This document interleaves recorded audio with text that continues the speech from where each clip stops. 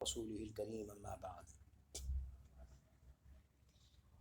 ایک مرتبہ رسول اللہ صلی اللہ علیہ وسلم سے دریافت کیا گیا کہ ایمان والوں میں کون سا شخص سب سے زیادہ عقلمند ہے۔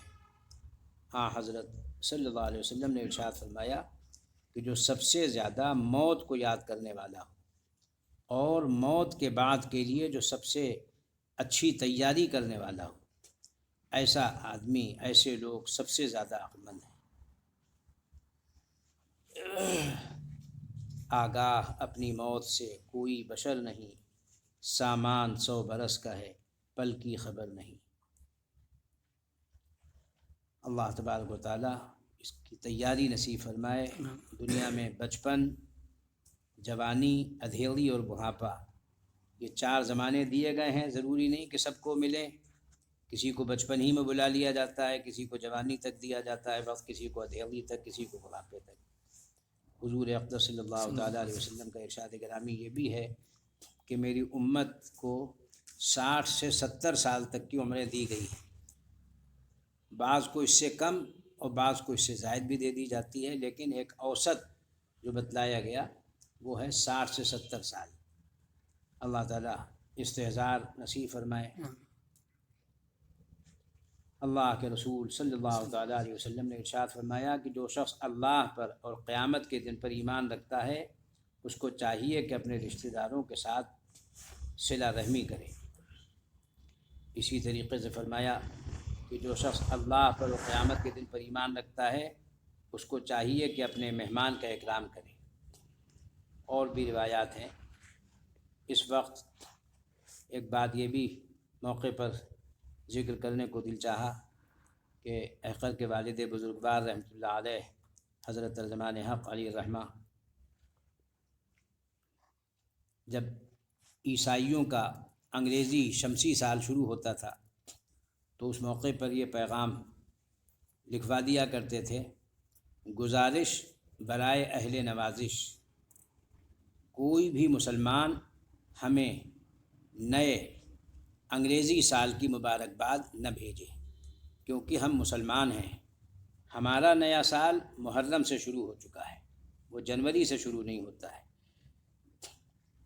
اس سلسلے میں بعض لوگ عجیب اوٹ پٹانگ حرکت جس کو کہتے ہیں وہ شروع کر دیتے ہیں۔ چنانچہ ایک صاحب نے، جن کو بڑے القاب آداب سے ان کا نام لکھا ہے، میں ان کا نام نہیں لوں گا، ان کے حوالے سے ان کے غالباً شاگرد رشید نے لکھا کہ نئے سال کی مبارکباد دینا کیسا ہے؟ تو لکھا کہ مبارکباد دینے کا مطلب کسی کے لیے برکت کی دعا کرنا ہے، لہٰذا نئے سال کی مبارکباد دینا فی نفسہ ہی تو جائز ہے۔ اور پھر حوالہ دیا ہے الحاوی للفتاویٰ کا، کہ اس میں امام حسن مقدسی رحمۃ اللہ علیہ سے اس کے متعلق سوال کیا گیا تو فرمایا کہ میری رائے میں مبارکباد دینا جائز ہے۔ اور علامہ جمل رحمۃ اللہ علیہ نے تو اسے امر مستحسن قرار دیا ہے، جیسا کہ فتوحات الوہاب سے نقل کیا گیا ہے کہ التہنیۃ بالاعیاد والشہور والاعوام مستحبۃ، کہ عیدوں، تہواروں، مہینوں اور سالوں کی مبارکباد دینا مستحب ہے۔ اب اس پر وہ اپنے استاذ کا جملہ نقل کرتے ہیں کہ نئے سال کی مبارکباد دینے کا مطلب یہ ہوتا ہے کہ یہ سال آپ کے لیے مبارک رہے، خیر سے گزرے۔ یہ جائز ہے کہ دعائے خیر ہے۔ ہاں، اگر کوئی انگریزوں کے بنائے ہوئے ماہ و سال کی تعظیم کے لیے کہے تو مکروہ ہے، مگر عام طور پر مسلمان یہ نیت نہیں رکھتے، بلکہ ان کا مقصد دعائے خیر ہی ہوتا ہے، اور اس میں کوئی مذائقہ نہیں ہے۔ لیکن مجھے اس پر ایک ضروری بات کہنی ہے، وہ یہ کہ یہ جو استدلال میں عبارت پیش کی ہے الحاوی للفتاویٰ کی کہ اواہ انہ مباح اور التہنیۃ بالاعیاد والشہور والاعوام مستحبۃ، یہ مستدل اس موقع کے لیے نہیں ہے، چونکہ ہمارے رسول مقبول صلی اللہ علیہ وسلم سے لے کر تمام صحابہ کرام، تابعین، طبع تابعین، بزرگان دین، جملہ مفسرین، محدثین، فقہاء اور صلحاء نے جو سال تسلیم کیا وہ کون سا؟ اسلامی سال، جو ہجری سال کہا جاتا ہے، جو محرم سے شروع ہوتا ہے ذی الحجہ تک چلتا ہے۔ تو اعوام سے مراد وہ سال ہے، اس سال کی مبارکباد یاد دہانی کے لیے کرنا یہ جائز ہے۔ یا مہینہ شروع ہوا اسلامی، یا جمعے سے جمعے تک ہفتہ ہوتا ہے، تو جو دن، جو مہینے، جو سال اسلامی اس سے متعلق ہیں وہ یہود کے، نصارہ کے، ہنود کے، غیر مسلموں کے نہیں ہیں، اس لیے یہ عبارت اس موقع پر منطبق کرنا صحیح نہیں ہے۔ یہ تکلف ہے اور زیادتی کی بات ہے کہ جو مہینہ اللہ تبارک و تعالیٰ نے سال، ہفتے دیے ہم کو، وہ کس اعتبار سے کہ 355 دن قریب قریب ہوتے ہیں اسلامی سال میں، اور 365 دن ہوتے ہیں غیر اسلامی سال میں جو شمسی کہلاتا ہے۔ اس کے اندر ایک غیر شرعی اور غیر قدرتی حرکت یہ کی جاتی ہے کہ اس میں مہینے کے متعلق حضرت صلی اللہ علیہ وسلم نے قیامت تک کے لیے فرما دیا کہ مہینے یا تو 29 دن کے ہوں گے یا 30 دن کے ہوں گے، 28 دن یا 31 دن کے نہیں ہوں گے۔ اور جنوری سے لے کر اور دسمبر تک مہینے کتنے تاریخوں پر مشتمل ہوتے ہیں؟ 28 بھی، 29 بھی، 30 بھی، 31 بھی۔ تو اس کے اندر یہ کمی یا زیادتی کی گئی ہے، 28 دن کا مہینہ نہیں ہو سکتا اور 31 دن کا بھی مہینہ نہیں ہو سکتا، اسی لیے اس میں بہت گڑبڑ بھی ہوتی ہے۔ آپ غور کریں جتنے احکام ہیں، مثلا بچہ یا بچی کب بالغ ہوگا، اس کے لیے شریعت نے کچھ علامات مقرر کی ہیں بلوغ کی، اگر وہ نہیں ہے تو پھر 15 سال ہونا چاہیے۔ تو 15 سال کون سا؟ 365 دن کے اعتبار سے یا 355 دن کے اعتبار سے، قمری سال یا اسلامی سال یا غیر اسلامی سال؟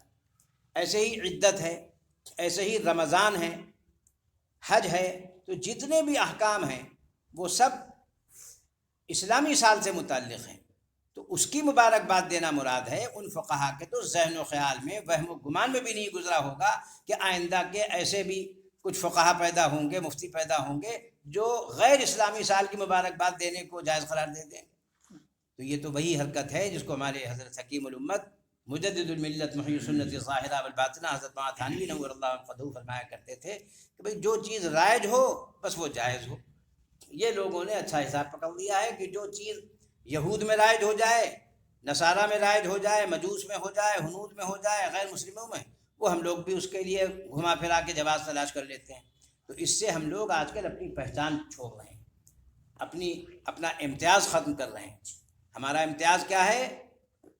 نام، صورت، لباس اور زبان اسلامی ہو، اور ہمارے عقائد بھی اسلامی ہوں، ہمارے تمام اعمال بھی اسلامی ہوں، معاشرت، رہن سہن بھی اسلامی ہو، معاملات، لین دین بھی اسلامی ہوں، اخلاق بھی اسلامی ہوں۔ پیدائش سے موت تک اسلام نے رہنمائی کی ہے۔ یہ واحد مذہب ہے دنیا کا جو حق ہے۔ سارے مذاہب حق نہیں ہیں، یہ جو آج کل بکواس کی جاتی ہے کہ سب حق ہیں، سب سیدھے راستے پر، یہ تو قرآن کی تعلیم کے خلاف ہے، اللہ اور رسول کی تعلیم کے خلاف ہے۔